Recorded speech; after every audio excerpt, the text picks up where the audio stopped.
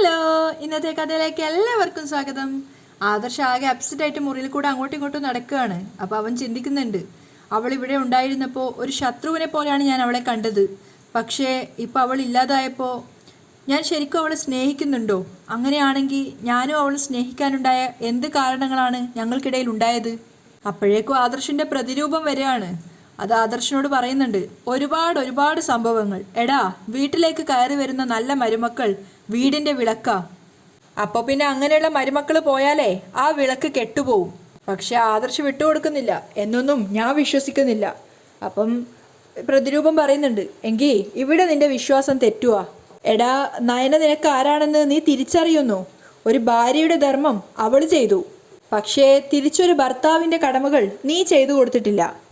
അപ്പോൾ ആദർശ് ദേഷ്യത്തോടെ മുഖം തിരിക്കുകയാണ്. അപ്പോഴേക്കും അവിടെയും പ്രതിബിംബം വന്ന് പറയുന്നുണ്ട്, എടാ നീ എത്രയൊക്കെ മുഖം തിരിച്ചാലും നിന്റെ മുന്നിൽ ഒരുപാട് ചോദ്യങ്ങൾ വരും.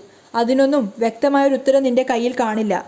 അപ്പോൾ ആദർശ് ദേഷ്യത്തോടെ പറയാണ്, ഡാ നീ പോയി നിന്റെ പണി നോക്ക്. ആദർശ് ചുറ്റിലും നോക്കുമ്പോൾ പ്രതിരൂപത്തെ കാണുന്നില്ല. പോയോ? പക്ഷെ അത് കണ്ടുകൊണ്ടാണ് ദേവയാനി അങ്ങോട്ടേക്ക് വരുന്നത്. എന്നിട്ട് ആദർശനോട് ചോദിക്കുന്നുണ്ട്, ഡാ നിനക്ക് വട്ടായോ? അമ്മേ, അത് പിന്നെ എന്താ നിനക്ക് സംഭവിച്ചേ? ഏയ് ഒന്നുമില്ല, അമ്മ എന്തിനാ വന്നേ?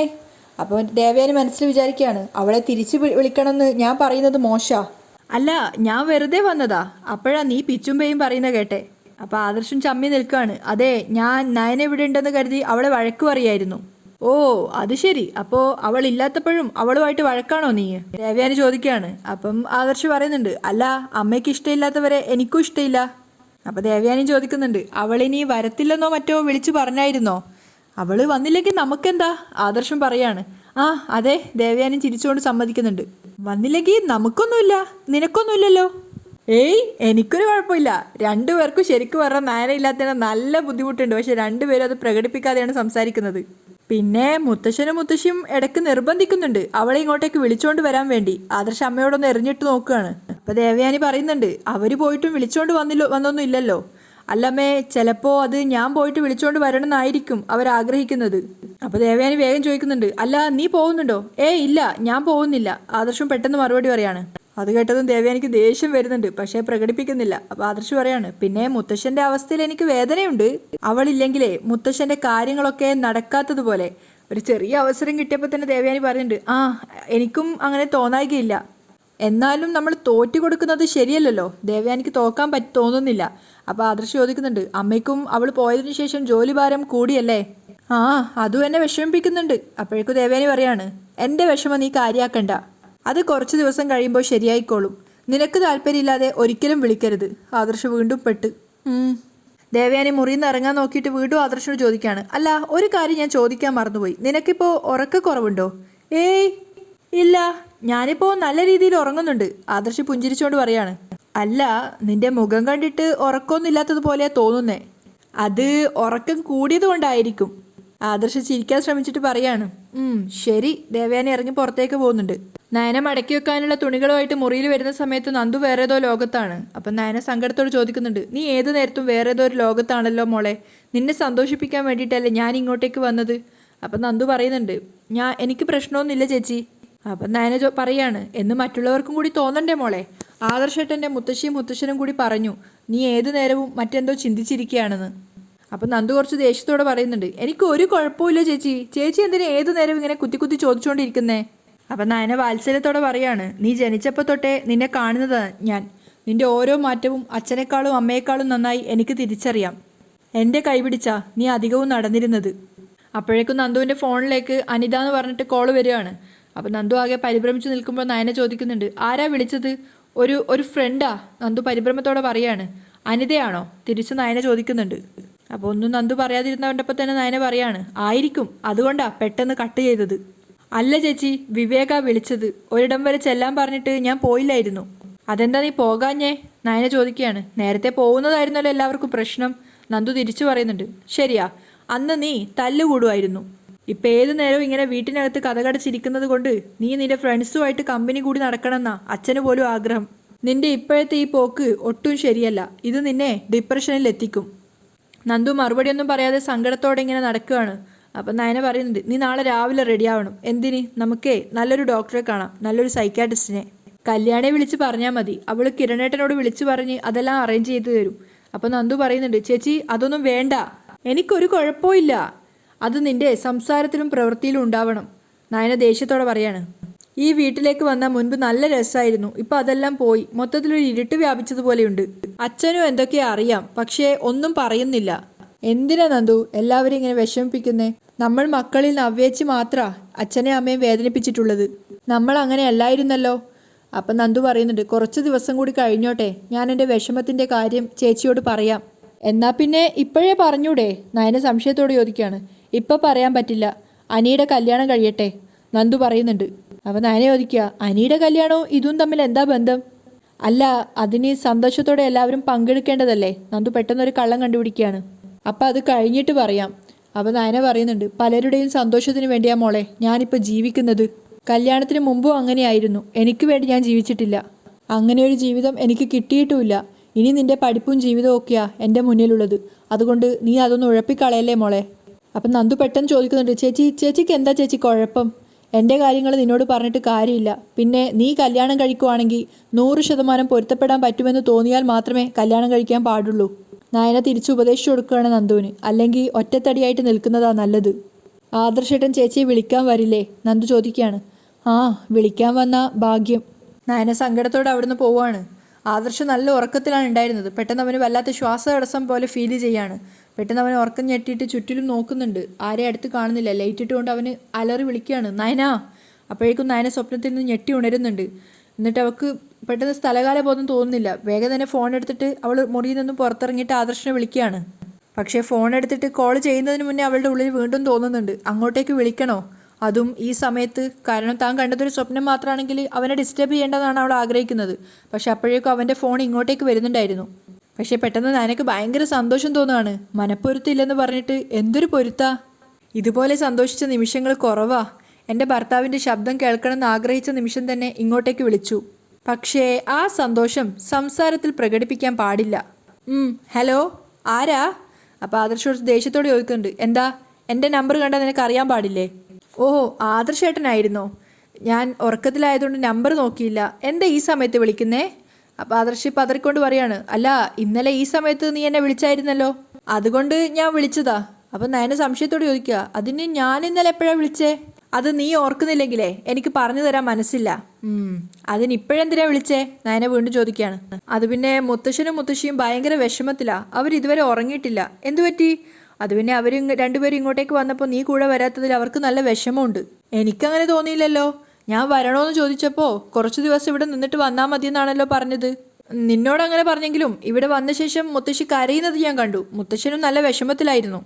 കാര്യം തിരക്കിയപ്പോഴാ നീ വരാത്തതിൻ്റെ വിഷമത്തിലാണെന്ന് മനസ്സിലായത്. അപ്പം നയന തിരിച്ചു ചോദിക്കുകയാണ്, ഞാൻ അഹങ്കാരിയാണെങ്കിലേ അവർക്ക് എന്നെ കാണാത്തതിൽ വിഷമം തോന്നുമോ? അപ്പോൾ ആദർശ് സാധാരണ പറയുമ്പോൾ തന്നെ പറയാണ്, അവർക്കേ നിന്റെ കാര്യത്തിൽ മാത്രം തെറ്റുപറ്റിപ്പോയി, നയനയും വിട്ടുകൊടുക്കുന്നില്ല, അതുകൊണ്ട് തന്നെയാ ഞാൻ വരുന്നില്ല എന്ന് തീരുമാനിച്ചത്. ഉടനെ എങ്ങും അത് പ്രതീക്ഷിക്കേണ്ട. ഇവിടെ ഇപ്പോഴേ എനിക്ക് നല്ല മനസ്സമാധാനമുണ്ട്. അവിടെ ആ വലിയ വീട്ടിൽ ജോലി ചെയ്യുന്നത് മാത്രം മിച്ചം. ആ വലിയ വീട്ടിലെ ഒരു തരി സ്നേഹം ആദർശേട്ടനും അമ്മായി അമ്മയും എനിക്ക് തരുന്നില്ല. ഇവിടെയാണെങ്കിലേ എന്നെ സ്നേഹം കൊണ്ട് മൂടാൻ എൻ്റെ അച്ഛനും എൻ്റെ അനിയത്തിയും ഒക്കെയുണ്ട്. ഞങ്ങൾ ഇത്തിരി സമ്പത്ത് കുറഞ്ഞവരാണെങ്കിലും സമ്പത്ത് കൊണ്ട് സ്നേഹം വിലയ്ക്ക് വാങ്ങാൻ പറ്റില്ലല്ലോ. അപ്പോൾ ആദർശ് പറയാണ്, അതെ, നിന്റെ ഈ അഹങ്കാരവും ഞാനെന്ന ഭാവവും അത് ഈ ജന്മത്ത് മാറാൻ പോകുന്നില്ല. അപ്പോൾ നേനേം പറയുന്നുണ്ട്, തിരിച്ചും അങ്ങനെ തന്നെയാ, പിന്നെ എന്തിനാ ഈ വിളിക്കുന്നേ? ഇനിയിപ്പോൾ ഞാൻ അങ്ങോട്ടേക്ക് വിളിക്കുന്നില്ല. രാത്രി മനുഷ്യൻ്റെ ഉറക്കം കളയാനായിട്ട് ഓരോരുത്തർ വിളിച്ചോളും. ദേ സൂക്ഷിച്ച് സംസാരിക്കണം കേട്ടോ. ആദർശന് ദേഷ്യം കയറുകയാണ്. ഞാൻ സൂക്ഷിച്ചിട്ട് തന്നെയാണ് സംസാരിക്കുന്നത്. ഞാൻ അനാവശ്യമൊന്നും പറഞ്ഞില്ലല്ലോ. ഈ സമയത്ത് പെണ്ണുങ്ങളെ വിളിച്ച് ശല്യം ചെയ്യുന്നത് എന്തിനാ? പെണ്ണുങ്ങളോ? എടി നീ എൻ്റെ ഭാര്യയല്ലേ? ആദർശ് തിരിച്ചു ചോദിക്കുകയാണ്. അത് കേട്ടപ്പോൾ ശരിക്കും നയനക്ക് ചിരി വരുന്നുണ്ടായിരുന്നു. പക്ഷെ അത് അടക്കി പിടിച്ചുകൊണ്ട് അവൾ പറയുന്നുണ്ട്, ഭാര്യ എന്താ പെണ്ണല്ലേ? നിന്റെ കാര്യത്തിൽ എനിക്കങ്ങനെ തോന്നിയിട്ടില്ല. ആയിക്കോട്ടെ, ഭാര്യയാണ് പോലും. ഒരു ഭാര്യയുടെ കാര്യത്തിൽ ഭർത്താവ് ചെയ്യേണ്ട ചില കടമകളുണ്ട്. അത് അയാൾ ചെയ്യുന്നുവെങ്കിൽ മാത്രമേ അയാൾക്ക് അവൾ ഭാര്യയാവുള്ളൂ. ഞാൻ ഇങ്ങനെ ഒരു ബന്ധം എന്തിനാണെന്ന് ആലോചിക്കുക ഇപ്പോൾ. ഓ, എങ്കിൽ നമുക്ക് ഈ ബന്ധം രണ്ടാക്കി തീർക്കാം. ആദർശ് പറയുന്നുണ്ട്. ഓക്കെ, എങ്കിൽ നമുക്കങ്ങനെ ചെയ്യാം. നയനയും വിട്ടുകൊടുക്കുന്നില്ല. വീട്ടിലുള്ളവരോട് കൂടി ഒന്ന് പറഞ്ഞേക്ക്, എനിക്കൊരു കുഴപ്പമില്ല. ആദർശം ദേഷ്യത്തോടെ പറയാണ്, ദേ എൻ്റെ മുത്തശ്ശനെയും മുത്തശ്ശിയും കരുതിയിട്ടാ ഞാൻ എല്ലാം ക്ഷമിക്കുന്നത്, പറഞ്ഞേക്കാം. അങ്ങനെ ക്ഷമിക്കണ്ടെന്നേ അവർ രണ്ടുപേരും പറഞ്ഞു. നമ്മളെ വേണ്ടാത്തവരെ നമുക്കും വേണ്ട എന്നൊരു നിലപാടെടുക്കണമെന്ന്. അപ്പോൾ ആദർശം ചോദിക്കുന്നുണ്ട്, അങ്ങനെ പറഞ്ഞോ? ആ അങ്ങനെ തന്നെയാ പറഞ്ഞത്. മുത്തശ്ശിക്കും മുത്തശ്ശനും എന്തൊക്കെയോ മനസ്സിലായിട്ടുണ്ടെന്നാ എനിക്ക് തോന്നുന്നത്. എൻ്റെ ഭർത്താവിന് എന്നെ മനസ്സിലായിട്ടില്ലെങ്കിലും അവർക്ക് എന്നെ കൃത്യമായിട്ട് പിടികിട്ടിയിട്ടുണ്ട്. അതുകൊണ്ട് അഹങ്കാരിയായ ഭാര്യയെ ഇനി കഷ്ടപ്പെട്ട് സഹിക്കേണ്ട കേട്ടോ. നയന കോള് കട്ട് ചെയ്യാണ്. ആദർശ് തിരിച്ചു മറുപടി പറയുമ്പോഴേക്കും ഫോൺ കട്ടായി അവന് മനസ്സിലായി. അപ്പം നയന വിചാരിക്കുന്നുണ്ട്, ആദർശേട്ടനെ വിഷമായി കാണുമോ, ഇനി ഉറങ്ങത്തില്ലേ, അത്രയും വേണ്ടായിരുന്നു. അപ്പോൾ ആദർശ് വിചാരിക്കുന്നുണ്ട്, അവൾ രണ്ടും കൽപ്പിച്ച ഇനി ഒരു ദിവസം പോലും അവളില്ലാതെ പിടിച്ചു നിൽക്കാൻ പറ്റാത്ത അവസ്ഥയിലാ. ഛേ, ഇതിപ്പോൾ ഇനി ആരോട് പറയാനാ, ദൈവം പോലും അവൾക്കൊപ്പം നിൽക്കുന്നേ. ആ, എൻ്റെ ഭാഗത്തും ഒരുപാട് തെറ്റുണ്ട്. ഒരു ഭാര്യയ്ക്ക് വേണ്ടതൊന്നും ഞാൻ ഇതുവരെ ചെയ്തു കൊടുത്തിട്ടില്ല. പിന്നെ അവളെ കുറ്റം പറഞ്ഞിട്ട് എന്താ കാര്യം? ആദർശ് ഇങ്ങനെ സ്വയം ചിന്തിക്കുകയാണ്. അപ്പോഴേക്കും അവൻ്റെ പ്രതിരൂപം വരുന്നുണ്ട്. ഡാ മണ്ടാ, എന്തുവാ, പോയി കിടന്ന് ഉറങ്ങടാ. എന്ത്? നല്ലൊരു ഭാര്യയെ കിട്ടിയിട്ട് അവളെ കൂടെ നിർത്താതെ കൊണ്ട് വിട്ടിരിക്കുക അവൻ. നിനക്ക് നാണോ ഇല്ല, നന്ദിയോ ഇല്ല. തിരിച്ച് ആദർശ് എന്തെങ്കിലും പറയുന്നതിന് മുന്നേ ആ പ്രതിരൂപം അവിടുന്ന് മറഞ്ഞു പോവുകയാണ്. പക്ഷെ അവനാകെ ആശയക്കുഴപ്പത്തിലായി. അതിരാവിലെ തന്നെ നയന കോലം വരച്ചുകൊണ്ടിരിക്കുമ്പോഴാണ് മുറ്റത്ത് കാറ് വന്ന് നിർത്തുന്നത്. ആദർശ് അതിൽ നിന്ന് ഇറങ്ങിയ കണ്ടപ്പോൾ തന്നെ നയനക്ക് ഭയങ്കര സന്തോഷമാവുകയാണ്. ആദർശം പുഞ്ചിരിച്ചുകൊണ്ടാണ് ഇറങ്ങി വരുന്നത്. പെട്ടെന്ന് ഗോവിന്ദനകത്ത് നിന്ന് വന്നിട്ട് ചോദിക്കുന്നുണ്ട്, ആഹാ മോൻ അതിരാവിലെ തന്നെ വന്നോ, എന്താ മോൻ ഇത്ര നേരത്തെ? അപ്പോൾ ആദർശ് പറയുന്നുണ്ട്, അത് പിന്നെ മുത്തശ്ശൻ എന്തോ ഒരു വയ്യാത്ത പോലെ. അപ്പോൾ ഞാൻ ചോദിച്ചിട്ട് കാര്യം എന്താണെന്ന് പറയുന്നില്ല. പക്ഷെ എനിക്ക് മനസ്സിലായി നയന ഇല്ലാത്തതിൻ്റെയാണെന്ന്. അപ്പം നയന പറയുന്നുണ്ട്, ഞാനില്ലെന്ന് കരുതി അവർക്കൊരു വിഷമോ ഇല്ല, എത്ര ദിവസം വേണമെങ്കിലും ഇവിടെ നിന്നോളാനാ മുത്തശ്ശിയും മുത്തശ്ശനും പറഞ്ഞിരിക്കുന്നത്. അപ്പോൾ ഗോവിന്ദൻ തന്നെ പറയുന്നുണ്ട്, അത് ശരിയാ മോനെ, അവർക്കൊപ്പം മോള് പൊയ്ക്കൊള്ളാൻ വേണ്ടി ഞാൻ പറഞ്ഞതാ. അപ്പോൾ അവർ തന്നെയാണ് പറഞ്ഞത് മോള് കുറച്ച് ദിവസം ഇവിടെ തന്നെ നിന്നോളാൻ. പക്ഷെ ആദർശിനെ തോറ്റു കൊടുക്കാൻ പറ്റുന്നുണ്ടായിരുന്നില്ല. അവരങ്ങനെ പറയൂ, എങ്കിലും മുത്തശ്ശൻ്റെ മുത്തശ്ശിയുടെ മനസ്സ് വായിക്കാൻ എനിക്കറിയാം. എന്തായാലും മനസ്സ് വായിച്ച ആളെ അകത്തേക്ക് കയറിയിരിക്ക്. നയന പറയാണ്, ഞാൻ കയറിയിരിക്കാൻ വന്നതൊന്നുമല്ല, എനിക്ക് പെട്ടെന്ന് പോകണം. ആദർശ് പറയാണ്, എങ്കിൽ പിന്നെ പൊയ്ക്കോ. നയനെ വിട്ടുകൊടുക്കുന്നില്ല. ഇവിടെ ആരും കൈ പിടിച്ചിട്ടൊന്നും ഇല്ലല്ലോ. അപ്പോൾ ആദർശ് സങ്കടത്തോടു കൂടി ഗോവിന്ദനെ നോക്കുകയാണ്. അപ്പോൾ ഗോവിന്ദൻ നയനയോട് പറഞ്ഞു കൊടുക്കുന്നുണ്ട്, മോളെ വിളിക്കാൻ വന്നതാ. അപ്പം ഇങ്ങനെയൊക്കെയാണോ സംസാരിക്കുന്നത്? അപ്പം നയന പറയുന്നുണ്ട്, ഇതതിന് അന്യ വീടൊന്നും അല്ലല്ലോ അച്ഛാ, സ്വന്തം വീട് പോലെ കരുതേണ്ട വീടല്ലേ. അപ്പോൾ പിന്നെ അകത്ത് കയറി കുറച്ച് സമയം ഇരുന്നൂടെ? അപ്പോൾ ആദർശ് ഗോവിന്ദനോട് പറയുന്നുണ്ട്, എപ്പോൾ നോക്കിയാലും വഴക്കാ, ഇനി അകത്ത് കയറി ഇരുന്നില്ലെന്ന് വേണ്ട. അപ്പം നയന പറയുന്നുണ്ട്, അകത്ത് കയറി ഇരുന്നാൽ മാത്രം പോരാ, രാവിലെ വന്നതല്ലേ, ഇനിയിപ്പോൾ ബ്രേക്ക്ഫാസ്റ്റ് കഴിച്ചിട്ട് പോയാൽ മതി. അപ്പോൾ ആദർശ് വീണ്ടും പറഞ്ഞു നോക്കുന്നുണ്ട്, ഞാൻ ബ്രേക്ക്ഫാസ്റ്റ് കഴിക്കുന്ന സമയം ഇതല്ല, ഇന്ന് ഇത്തിരി നേരത്തെ കഴിച്ചു എന്ന് കരുതി ഒന്നും സംഭവിക്കാൻ പോകുന്നില്ല. നയന നല്ല വാശിയിലാണ്. എനിക്ക് കുറച്ച് ദോശ ചുടാൻ കുറേ സമയമൊന്നും വേണ്ട. അപ്പോഴേക്ക് ഗോവിന്ദൻ പറയുന്നുണ്ട്, എന്തായാലും മോനെ അകത്തേക്ക് വാ. നയന പിന്നാലെ പോകാൻ നോക്കുമ്പോഴേക്കും ആദർശ് വിളിക്കാണ്, ഡി നീ ജയിച്ചു എന്നൊന്നും കരുതണ്ട കേട്ടോ. അപ്പോൾ നയന പറയുന്നുണ്ട്, അതിനിവിടെ മത്സരമൊന്നും നടന്നില്ലല്ലോ. ഗോവിന്ദൻ അവിടെ തിരിച്ചു ചോദിക്കുകയാണ്, എന്താ? ഒന്നുമില്ല അച്ഛാ. രണ്ടുപേരും അയാൾക്ക് പിന്നാലെ അകത്തേക്ക് കയറുകയാണ്. അപ്പം നയന ആദർശനോട് പറയുന്നുണ്ട്, ഞാനിപ്പോൾ വരാവേ എന്ന് പറഞ്ഞുകൊണ്ട് അകത്തേക്ക് പോവാണ്. അകത്തെത്തിയപ്പോൾ നന്ദു കിടന്നുറങ്ങുകയാണ്. അപ്പം നയന വേഗം നന്ദുവിനെ വിളിച്ച് ഉണർത്തുന്നുണ്ട്. എന്തൊരു ഉറക്കാടി ഇത്, ദേ ആദർശേട്ടൻ വന്നിട്ടുണ്ട്. അപ്പം നന്ദു ഞെട്ടി എണീക്കാണ്. എന്തിനെന്നോ? എന്നെ വിളിച്ചോണ്ട് പോവാൻ. ഞാൻ ആദർശേട്ടൻ്റെ ഭാര്യയല്ലേ? അപ്പം നന്ദു ചോദിക്കുന്നുണ്ട്, അപ്പോൾ ആദർശേട്ടൻ വിളിക്കാൻ വരില്ലെന്നല്ലേ ചേച്ചി പറഞ്ഞത്? എന്നോട് സ്നേഹം ഉണ്ടെങ്കിൽ വിളിക്കാൻ വരുമെന്ന് ഞാൻ പറഞ്ഞായിരുന്നല്ലോ. അപ്പോൾ സ്നേഹമുണ്ട്. ഇനിയേ ബ്രേക്ക്ഫാസ്റ്റ് കഴിഞ്ഞിട്ടേ പോകുന്നുള്ളൂ. അപ്പോഴേക്കും എൻ്റെ മോള് റെഡിയായിട്ട് വരണം. നയന പുറത്തേക്ക് പോകാൻ ശ്രമിക്കുമ്പോൾ വീണ്ടും പറയുന്നുണ്ട്, കുറച്ച് ദിവസം കഴിഞ്ഞിട്ട് ആദർശേട്ടൻ വന്നാൽ മതിയായിരുന്നു. ഞാൻ ഇവിടേക്ക് വന്നത് നിൻ്റെ പ്രശ്നങ്ങൾ എന്താണെന്ന് കണ്ടുപിടിക്കാനാ. എന്നിട്ട് അതൊട്ട് തീർക്കാനും പറ്റിയില്ല. ആ അനിതി ആരാണെന്ന് കണ്ടുപിടിക്കാനും കഴിഞ്ഞില്ല. അതെൻ്റെ ഫ്രണ്ടാണെന്ന് ഞാൻ പറഞ്ഞല്ലോ ചേച്ചി. പക്ഷേ അതത്ര നല്ല ഫ്രണ്ടാണെന്നൊന്നും എനിക്ക് തോന്നുന്നില്ല. അങ്ങനെ 3 പേർക്കും ബ്രേക്ക്ഫാസ്റ്റ് വിളമ്പി കൊടുക്കുകയാണ് നയന.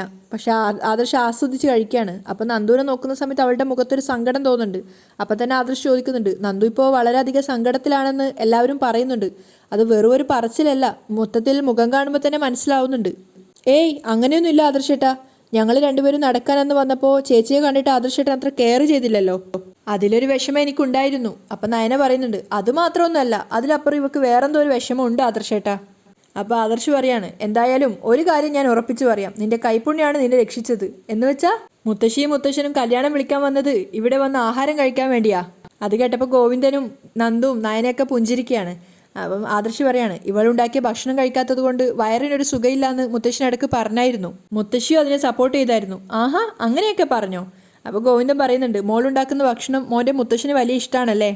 അതൊക്കെ കേട്ടപ്പോൾ എനിക്ക് മനസ്സിലായി നീ അവിടെ ഉണ്ടായേ പറ്റൂന്ന്. പിന്നെ എന്നോടൊന്നും പറയാതെയാണല്ലോ നീ വന്നത്. അതുകൊണ്ട് ഞാൻ വിളിക്കില്ല എന്ന് കണ്ടപ്പോൾ പിന്നെ പിടിച്ചു നിൽക്കാൻ പറ്റിയില്ല. മുത്തശ്ശി രഹസ്യമായിട്ടാണ് വന്ന് പറഞ്ഞത്. മോളില്ലാത്തത് മുത്തശ്ശിന് വലിയ വിഷമാടാ, പോയി ഒന്ന് വിളിച്ചുകൊണ്ട് വരാൻ. അപ്പം നയന ചോദിക്കുന്നുണ്ട്, അങ്ങനെ പറഞ്ഞു എന്നുള്ള കാര്യം ഉറപ്പാണല്ലോ? ഇനി നീ ഇത് പോയി ചോദിക്കൊന്നും വേണ്ട, ആരോടും പറയരുതെന്ന് എന്നോട് പറഞ്ഞിട്ടുണ്ട്. അപ്പോൾ അവൻ കള്ളം പറയുന്നത് മനസ്സിലായിട്ട് തന്നെ ഗോവിന്ദനും നയനെ പരസ്പരം മുഖത്തോട് മുഖം നോക്കി ചിരിക്കുകയാണ്. അവൻ തോറ്റു തരാത്തതാണെന്ന് മനസ്സിലായിട്ട്. അപ്പോൾ ആദർശ് പറയുന്നുണ്ട്, ഉള്ളത് പറയാലോ, ആഹാരം രുചികരമായിട്ടുണ്ടാക്കുന്ന കാര്യത്തിൽ ഇവൾ ആരെക്കാളും മുന്നിലാ. അത് കേട്ടപ്പോൾ നന്ദു പറയുന്നുണ്ട്, എല്ലാത്തിലും ചേച്ചി മുന്നിൽ തന്നെയാ. നേരത്തെ ചേച്ചിയില്ലാത്തൊരു ദിവസത്തെക്കുറിച്ച് ഞങ്ങൾക്ക് ചിന്തിക്കാൻ പോലും പറ്റില്ലായിരുന്നു. അത് ശരിയാ മോനെ, ഗോവിന്ദനും സമ്മതിക്കുന്നുണ്ട്. അപ്പോൾ ആദർശം മനസ്സിൽ വിചാരിക്കുകയാണ്, അത് വളരെ ശരിയാ. ഇവളില്ലാത്തൊരു ദിവസത്തെപ്പറ്റി എനിക്കിപ്പോൾ ചിന്തിക്കാൻ പോലും കഴിയുന്നില്ല. എന്തൊരു മുടിഞ്ഞ ടേസ്റ്റാ ഈ ചമ്മന്തിക്ക്.